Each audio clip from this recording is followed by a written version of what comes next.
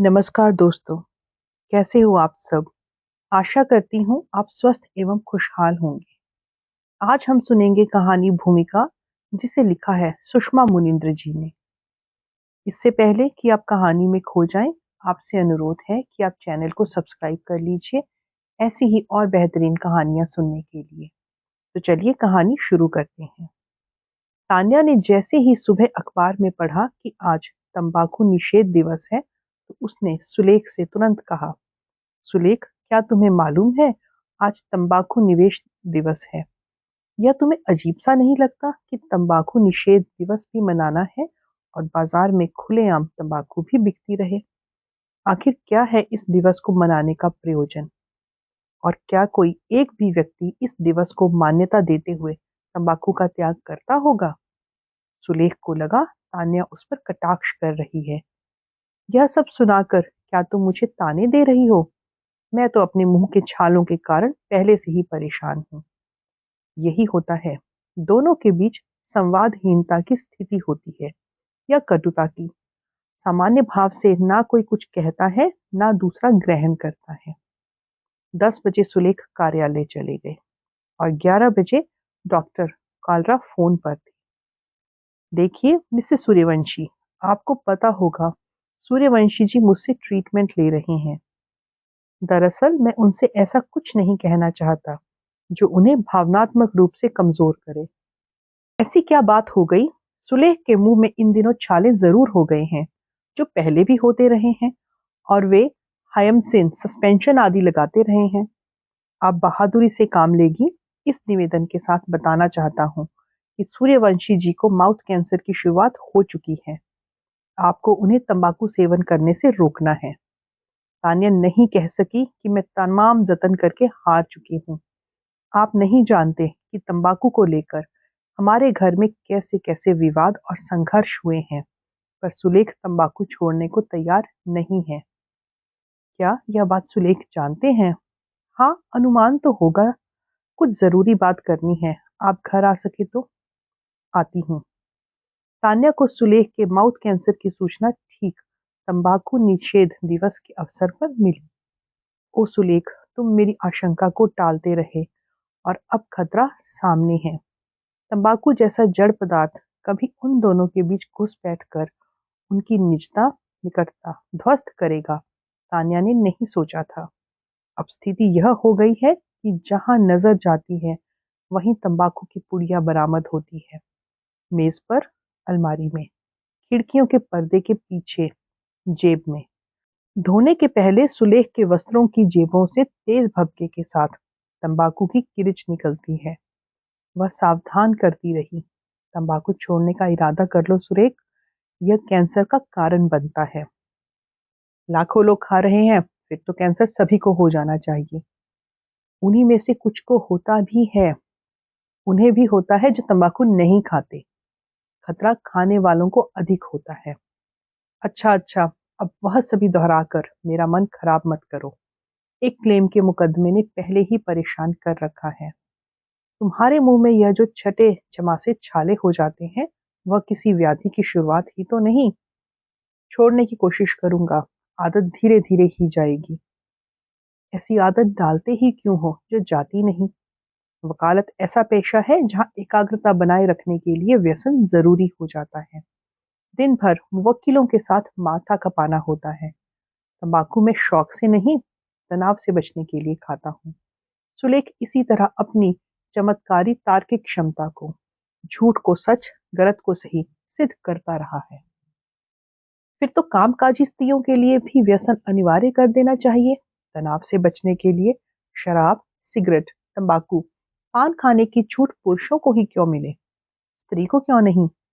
और स्त्री कोई व्यसन करे तो पुरुष चिंतित हो जाते हैं कि लोग कहेंगे इनकी स्त्री व्यसनी है। स्त्री ही सदा शालीन संस्कारी क्यों बनी रहे, पुरुष क्यों नहीं? समाज का प्रमुख तो पुरुष बना हुआ है, वही नियामक और निर्णायक है। उसकी जिम्मेदारी भी अधिक होनी चाहिए, जिससे वह समाज में एक प्रभाव और आदर्श स्थापित कर सके। पढ़ी लिखी पत्नी खतरनाक होती है, पति को स्वतंत्र नहीं रहने देती। जान लो, हम ठाकुर औरत की मुट्ठी में नहीं रहेंगे। हाँ, राजपाट तो खत्म हो गया। ठकुराई के नाम पर व्यसन बचे रह गए और तुम लोग व्यसन को पुरुषार्थ मानते आए हो। कैसा है यह पुरुषार्थ जिसे शराब या तंबाकू का सहारा चाहिए? और कैसा है यह समाजशास्त्र कि जितना ऊंचा आदमी उतनी ऊंची तलब? तब तो हम स्त्रियां भली कि उनमें जो भी ताकत और साहस है उसका केंद्र उनके भीतर है। उन्हें किसी व्यसन की जरूरत नहीं है। डायलॉगबाजी बंद करोगी? सही दला देना गुनाह है। लो, आज से चुप हो। दुख की बात यह है कि पुरुष के दुष्कर्म स्त्री की नियति बन जाते हैं। मुझे डर है घर में जहां तहां पड़ी तंबाकू की पुड़ियां देख मेरे दोनों बेटे यह व्यसन न करने लगे। तुम्हारा रोज रोज का भाषण सुन करने ही लगेंगे। इसीलिए कहता हूँ, बात को इतना ना बढ़ाओ कि लड़के भी प्रभावित हों। घबरा जाती थी तान्या, बेटों को बार बार सचेत करती, तुम दोनों तंबाकू सिगरेट को छुओगे भी नहीं। वह दोपहर के बाद चिकित्सक के घर पहुंची। चिकित्सक और उनकी पत्नी कामाक्षी कुछ आयोजनों में पहले मिल चुकी थी। अतः चिकित्सक ने उसे बरामदे में बने क्लिनिक में न बैठाकर अंदर कला कक्ष में बैठाया। कामाक्षी को भी वहीं बुला लिया।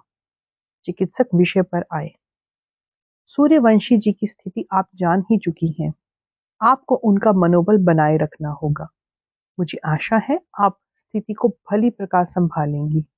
उन्हें तंबाकू छोड़ना ही होगा। यह कठिन जरूर है पर असंभव नहीं। आप उन्हें अच्छी तरह समझती हैं, इसलिए सौहार्द बनाए रखकर उन्हें भरोसा दें। तान्या नहीं कह सकी सुलेख को अच्छी तरह समझने का उसका दावा गलत साबित हुआ। मैं उन्हें समझाने की कोशिश करके हार चुकी हूँ। अब आप हार जाएंगी तो कैसे होगा? आदत धीरे धीरे ही जाती है। तो पुरुष ऐसी आदत डालते ही क्यों हैं जो जाती नहीं है? क्या सुलेख को तंबाकू के खतरे मालूम नहीं थे? मेरी समझ में नहीं आता। जब सिगरेट के पैकेट पर ही लिखा होता है स्वास्थ्य के लिए हानिकारक है, तब सरकार इसे प्रतिबंधित क्यों नहीं करती? तंबाकू निषेध दिवस भी मनाना है और तंबाकू खुलेआम उपलब्ध भी रहे। आपका गुस्सा ठीक है, पर पुरुषों को फील्ड में काम करना होता है, बड़े तनाव में रहते हैं। एकाग्रता बनाए रखने के लिए लोग ऐसी आदतें पाल लेते हैं। डॉक्टर साहब, आप भी दिन भर व्यस्त रहते हैं। तरह तरह के रोगियों से जूझना होता है, तो क्या एकाग्रता बनाए रखने के लिए आपको भी व्यसन की जरूरत होती है? अब चिकित्सक मुस्कुराने लगे। कामाक्षी ने अबूझ भाव से उन्हें निहारा। बात आगे भी जारी रहती, किंतु संबंधित नर्सिंग होम से इमरजेंसी कॉल आ गया। जाना होगा। हम डॉक्टर्स की जिंदगी यही है। दूसरों की जिंदगी बचाते बचाते हमारी अपनी निजता नहीं रह जाती। चिकित्सक जाने को उद्यत हुए तो तान्या भी चलने लगी। कामाक्षी ने रोका। आप पहली बार आई हैं, चाय पीकर जाएं। तान्या रुक गई। बात व्यसन पर ही होती रही। उसी क्षण कामाक्षी कह बैठी, आप तो अपने पति के तंबाकू से ही परेशान हो गई। यहाँ तो होटल राज दरबार में रोज रात को जुए और मदिरा की महफिल सजती है। हाँ, मैं डॉक्टर साहब की ही बात कर रही हूँ। तान्या चौंक गई। चिकित्सक को तो मदिरा पान के खतरे मालूम होते हैं, फिर भी उनका यह आचरण आपको दुख नहीं देता? देता है, पर अब मैं डॉक्टर साहब के गुण दोषों में ही ना उलझकर उन पक्षों पर ध्यान केंद्रित करती हूँ जो मुझे सुख देते हैं। यह ज्यादा आसान स्थिति है। पर जब तनाव, दबाव या घुटन हो, तब दूसरे पक्ष पर ध्यान जाता ही कहाँ है?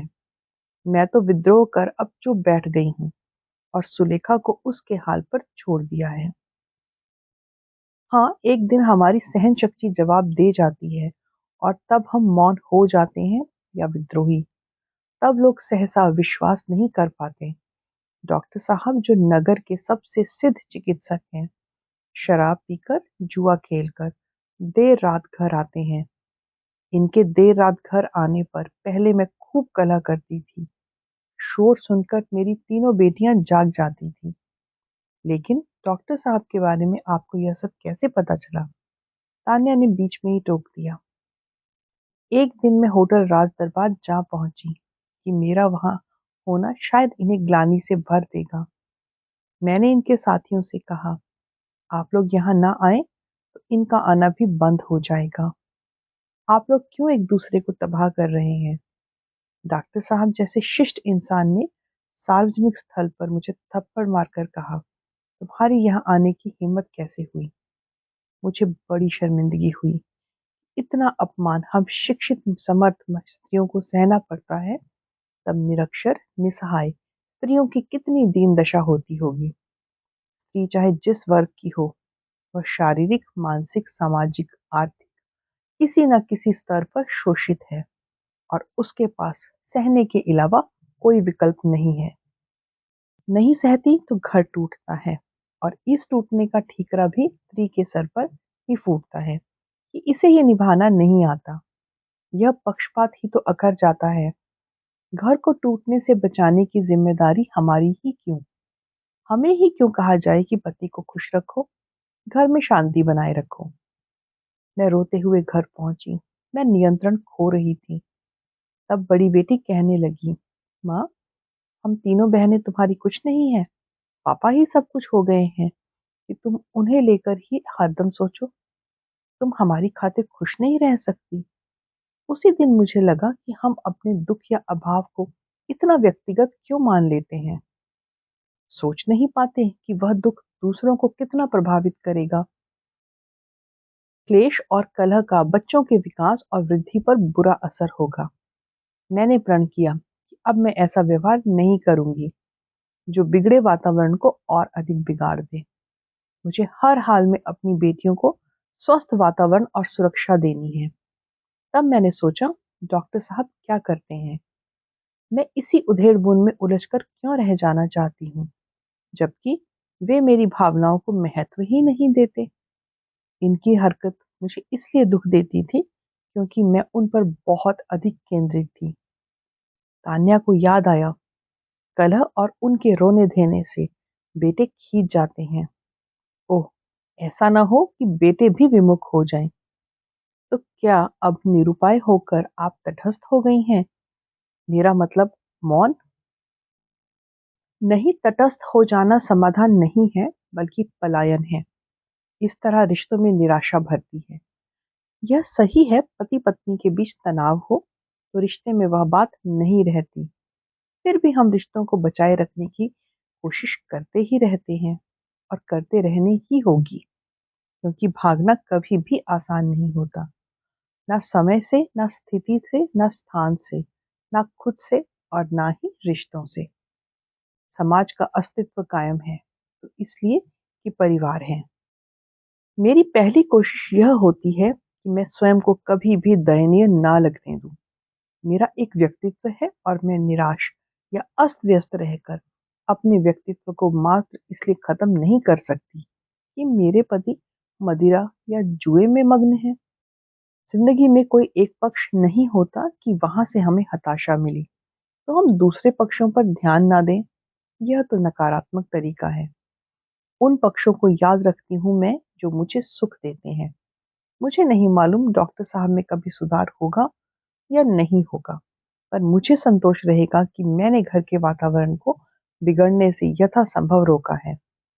यह समझौता या घुटने टेकना नहीं है, बल्कि मैं इसे अपनी भूमिका को ईमानदारी से निभाना कहूंगी। तान्या मुग्ध भाव से कामाक्षी की बातें सुनती रही, फिर बोली, फिलहाल इतना कह सकती हूँ कि आपसे मिलकर मेरा उच्चाटन कम हुआ है। समस्या का समाधान ना भी निकले, पर हम उस समस्या को इतना विकृत ना बना दें कि दूसरी समस्याएं खड़ी हो जाएं। हमें कोशिश जारी रखनी होगी, क्योंकि हमारे हिस्से की भूमिका शायद कभी खत्म ना होगी। पर मैं ईश्वर से प्रार्थना जरूर करूंगी, इन पुरुषों को सद्बुद्धि दे। तान्या ने इस प्रकार कहा कि कामाक्षी मुस्कुरा दी। तो दोस्तों, ये थी आज की कहानी। कहानी कैसी लगी हमें कमेंट करके ज़रूर बताइएगा। अगर कहानी अच्छी लगी, इसे लाइक कीजिए और शेयर कीजिए। और ऐसी ही और बेहतरीन कहानियाँ सुनने के लिए चैनल से जुड़े रहिए। मिलती हूँ फिर एक बार एक और नई कहानी के साथ। तब तक अपना ध्यान रखिए। धन्यवाद।